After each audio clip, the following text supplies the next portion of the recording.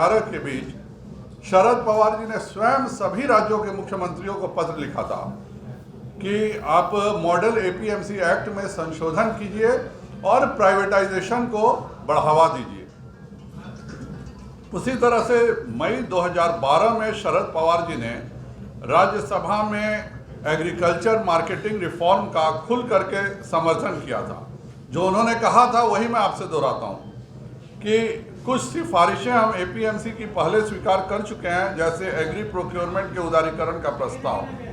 और हमने सभी राज्यों के सहकारिता मंत्रियों से एपीएमसी एक्ट में संशोधन करने का अनुरोध किया है। उसी प्रकार चाहे डीएमके हो चाहे आम आदमी पार्टी हो, बल्कि आम आदमी पार्टी तो इससे भी आगे बढ़ करके जो हमारे केंद्र सरकार के कानून हैं उसको 23 नवंबर को लागू भी कर दिया। तो एक तरफ आप खुद दिल्ली में इस सभी कानूनों को लागू करते हैं और उसके बाद किसानों के साथ विरोध करने का नाटक भी करते हैं। इसीलिए मैं अपने बिहार के सभी किसानों को सावधान करना चाहूँगा कि ये सब किसान विरोधी पार्टियां हैं, न इन्हें कुछ समझ है न कुछ वो जानते हैं। एक तो एमएसपी जो है वह हर हालत में रहेगी, इस पर कोई विवाद नहीं है। मंडी सिस्टम हर हालत में लागू रहेगा। अगर हम बिहार की ही बात करें तो बिहार में हम व्यापार मंडल और पैक्स के माध्यम से अनाज खरीदवाते हैं। जितना हम लक्ष्य रखते हैं उस लक्ष्य को भी हम लोग पहुंच पाने में एक वर्ष से किसी भी कारण से असफल रहे, और उसी का कारण है कि हम लोगों ने इस बार निर्णय किया कि हम अभी से ही खरीद करेंगे। और मैं माननीय कृषि मंत्री अमरेंद्र प्रताप सिंह जी को धन्यवाद देना चाहूँगा कि उन्होंने और माननीय मुख्यमंत्री जी ने, माननीय उप मुख्यमंत्री ने मिलकर के यह निर्णय किया और 800 करोड़ रुपए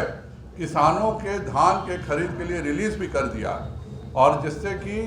पैक्स के द्वारा, व्यापार मंडल के द्वारा यह खरीद हो सके। पर मैं यह समझने में बुलाया है इसलिए क्योंकि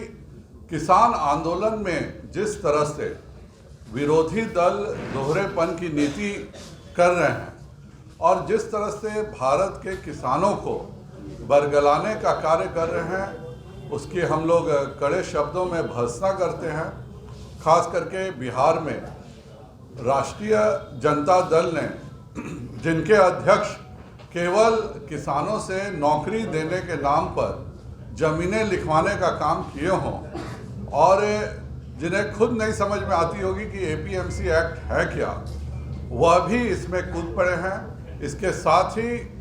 कांग्रेस ने इसका समर्थन किया है, जबकि मैं आप सबों के सामने बताना चाहूँगा कि कांग्रेस ने अपने 2019 के घोषणा पत्र में यह साफ लिखा था कि हम एपीएमसी एक्ट को निरस्त करेंगे, और यह बात उनके मैनिफेस्टो के पेज नंबर 17 में पॉइंट नंबर 11 पर दर्ज है। तो जो पार्टी स्वयं अपने घोषणा पत्र में कहती है कि हम सरकार में आएंगे तो हम एपीएमसी एक्ट को निरस्त करेंगे, और इसेंशियल कमोडिटी एक्ट को भी उन्होंने खत्म करने का वादा अपने 2019 के घोषणा पत्र में किया था। यह भी आप उनके घोषणा पत्र के पेज नंबर 18 में देख सकते हैं। उसी तरह से 27 दिसंबर 2013 को राहुल गांधी जी ने स्वयं कहा था कि हम सभी फलों और सब्जियों को हम इस एपीएमसी एक्ट से बाहर करेंगे, जिससे कि इनके दामों को भी कंट्रोल किया जा सके और किसानों का भला किया जा सके। उसी प्रकार जो हमारे विरोधी दल के दूसरे सहयोगी है शरद पवार जी, वह, मैं खुद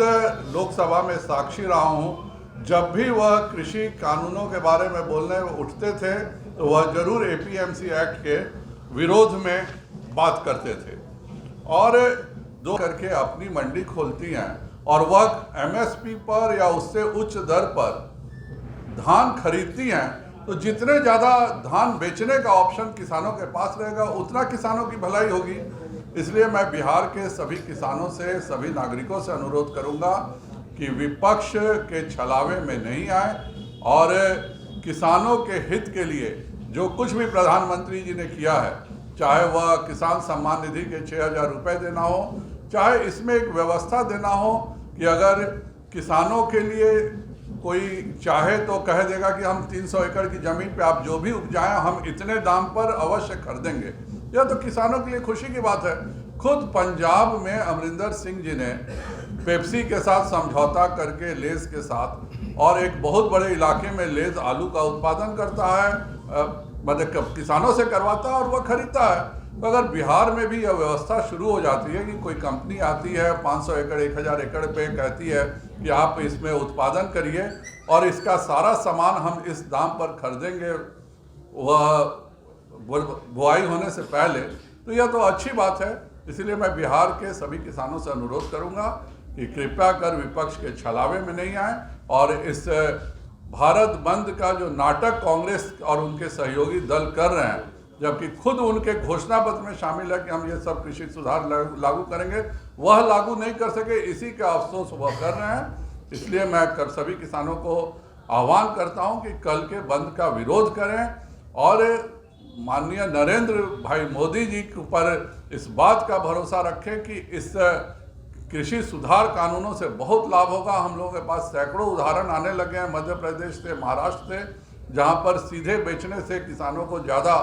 पैसे मिल रहे हैं और यह भारत के हित में है। इतना ही मुझे कहना था। बहुत बहुत धन्यवाद।